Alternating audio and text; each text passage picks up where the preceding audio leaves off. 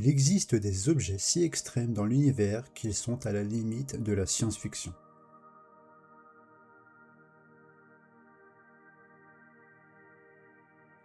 Ce que vous entendez en ce moment n'est pas un bug informatique.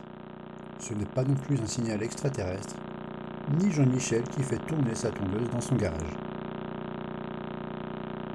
Ce que vous entendez en ce moment, c'est le son d'un pulsar. Une étoile située à des milliers d'années-lumière d'ici, enregistrée par nos radiotélescopes.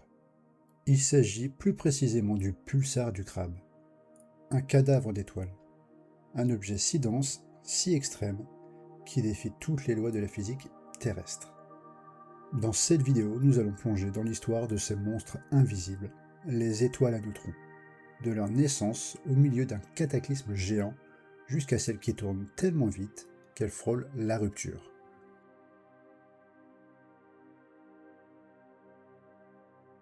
Pour comprendre comment on en arrive là, il faut d'abord parler de la mort d'une étoile. Pas une petite étoile tranquille comme notre Soleil, non. Il nous faut une vraie géante, une supergéante, qui fait au moins 8 à 10 fois la masse de notre Soleil. Pendant des millions d'années, cette étoile est une formidable machine à fusionner la matière. Pour lutter contre la gravité qui essaie de la faire s'effondrer sur elle-même, son cœur brûle son carburant et repousse l'étoile vers l'extérieur grâce à la pression de radiation. C'est un équilibre parfait.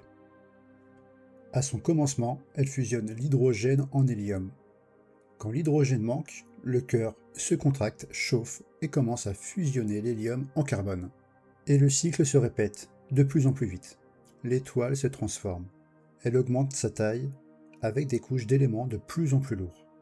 Carbone, néon, oxygène, silicium, jusqu'au jour où le cœur entame la fusion du silicium et produit du fer. Et c'est ici que tout s'emballe. Le fer est un véritable poison pour les étoiles. Contrairement aux autres éléments, la fusion du fer ne produit pas d'énergie. Elle en consomme. En clair, le cœur de l'étoile devient un trou noir énergétique. Privé instantanément de sa force de pression vers l'extérieur, le cœur ne peut plus lutter contre sa propre gravité devenue monumentale. En une fraction de seconde, c'est le cataclysme. Les couches externes de l'étoile se précipitent vers le centre à des vitesses vertigineuses, rebondissent sur le noyau du fer devenu rigide et sont projetées dans l'espace dans une explosion d'une violence inouïe. Une supernova.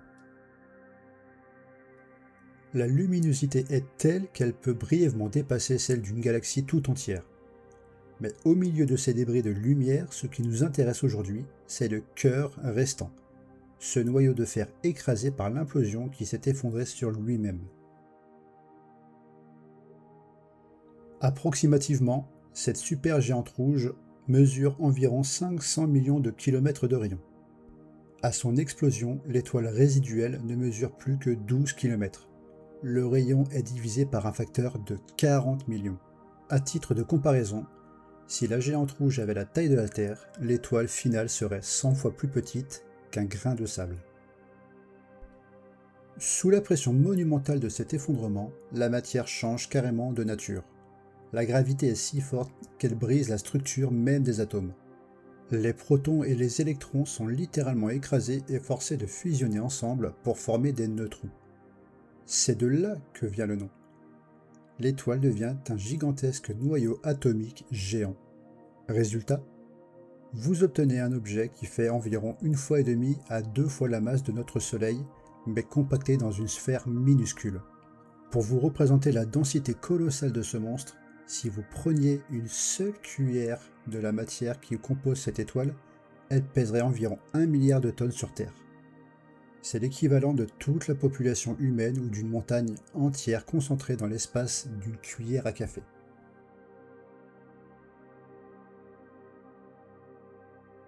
À ce niveau-là, la gravité à la surface est des milliards de fois plus forte que sur Terre. Si vous y lâchiez un objet de quelques centimètres, il s'écraserait à une vitesse proche de celle de la lumière. Alors si toutes ces étoiles partagent cette densité folle, pourquoi est-ce qu'on entend parfois parler d'étoiles à neutrons et parler de pulsars? En s'effondrant, l'étoile d'origine a conservé ce qu'on appelle son moment cinétique. C'est le fameux effet de la patineuse qui ramène ses bras vers son corps pour tourner beaucoup plus vite.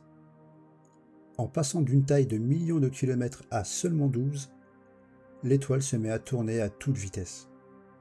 En plus de ça, son champ magnétique d'origine se retrouve ultra concentré, devenant des milliards de fois plus intense. Ce champ magnétique va piéger des particules chargées et les projeter à des vitesses hallucinantes au niveau des pôles magnétiques de l'étoile. Cela crée deux faisceaux de rayonnement ultra puissants, principalement dans le domaine des ondes radio, X et des rayons gamma. Si par chance cosmologique, l'axe de rotation de l'étoile n'est pas aligné avec son axe magnétique, ces faisceaux vont balayer l'espace exactement comme les projecteurs d'un phare en bord de mer. Si la Terre se trouve sur la trajectoire de ce faisceau, nos télescopes reçoivent un bip à chaque rotation. C'est ça un pulsar. A contrario, si le jet n'est pas dirigé vers nous, l'étoile continue de pulser dans le vide, mais elle reste invisible pour tous nos radiotélescopes, se cachant sous l'apparence d'une simple étoile à neutrons classique. La plupart des pulsars que l'on découvre tournent quelques dizaines de fois par seconde, ce qui est déjà difficile à concevoir pour un objet de la taille d'une ville. Mais l'univers pousse les curseurs encore plus loin. Il existe une catégorie qu'on appelle les pulsars millisecondes. Souvent, ils ont un compagnon, une autre étoile juste à côté d'eux à qui ils aspirent de la matière. En tombant sur le pulsar, cette matière lui donne un coup de fouet et accélère sa rotation, comme quand on pousse une toupie. Et c'est ici qu'on trouve le roi de la catégorie. Le pulsar PSRJ 1748-244-6 AD. Excusez du peu. Cet objet tourne sur lui-même à la vitesse ahurissante de 716 fois par seconde. Son équateur se déplace à environ 24% de la vitesse de la lumière. À cette vitesse-là, l'étoile est tellement déformée par la force centrifuge qu'elle n'est même plus tout à fait ronde. Elle est à la limite absolue de l'explosion.